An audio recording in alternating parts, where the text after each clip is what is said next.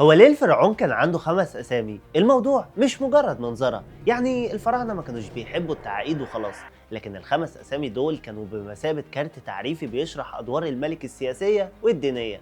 كل اسم ليه معناه وهدف. أولهم اسم حورس، وده علشان خاطر يثبت إنه ظل الإله على الأرض.